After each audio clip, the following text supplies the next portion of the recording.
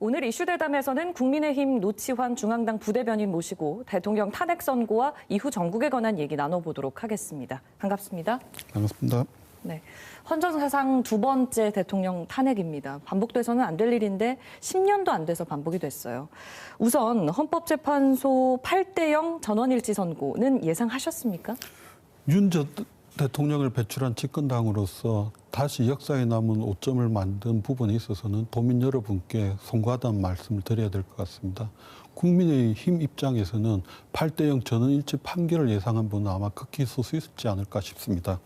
많은 분들이 탄핵소추의 큰 핵을 이루고 있는 내란죄를 처리했을 경우에 본회의를 다시 열어 재의기를 해야 된다는 의견이 중론이었던 것으로 알고 있습니다.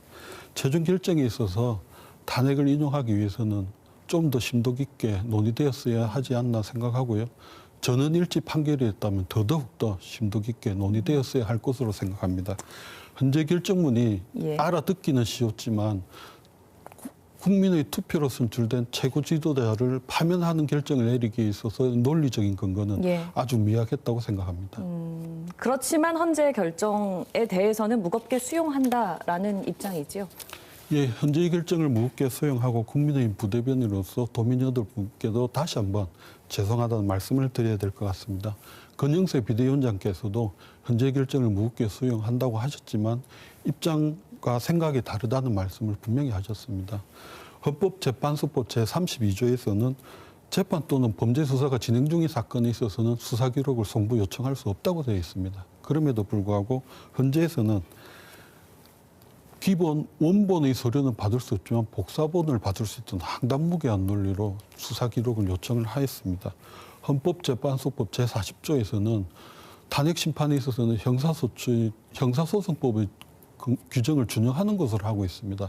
형사소송법 제321조에서는 피의자와 변호인이 동의하지 않은 피의자 신문 조서는 증거로 채택할 수 없다고 규정하고 있음에도 불구하고 헌재에서는 당사자가 부인하는 피의자 신문 조서를 증거로 채택하였습니다. 이런 부분에 있어서 집권당으로서는 탄핵으로 유발된 혼란을 수습해야 될 공당의 도리가 있기 때문에 지금 현재로서는 헌정 질서가 중단되지 않도록 하는 것이 도리이지 않을까 생각합니다. 예, 알겠습니다. 정치권은 곧바로 조기 대선 체제로 돌입하는 분위기인 것 같습니다. 대권 주자들의 출마 선언도 이어지고 있는데요. 국민의힘은 현 지도부 체제로 일단 대선을 치르기로 한 거죠?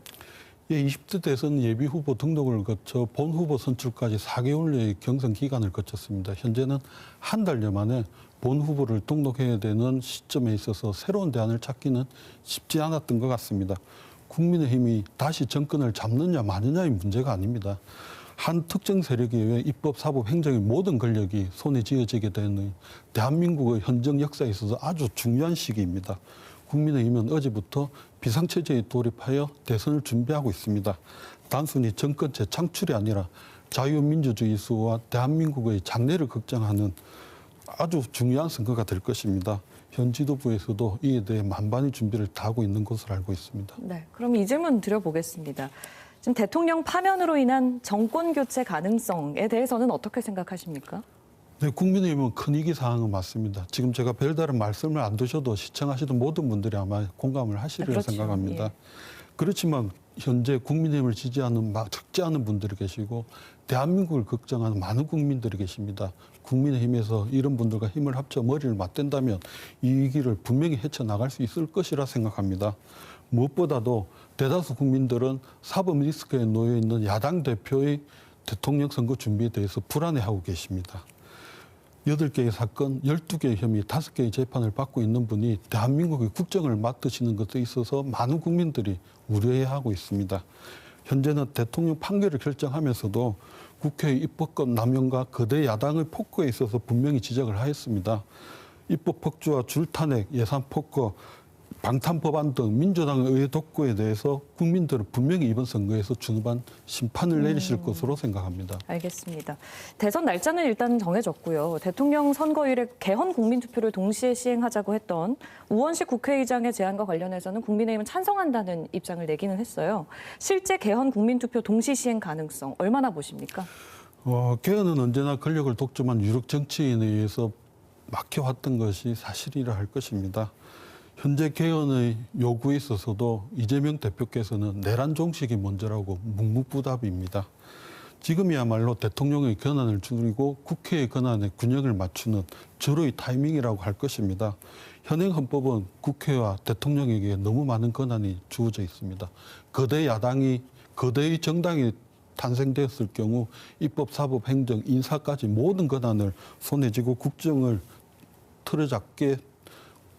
손에 쥐고 틀어질 수 있게 되어 있습니다. 이런 구조를 바꾸자는 것이 개헌의 핵심입니다.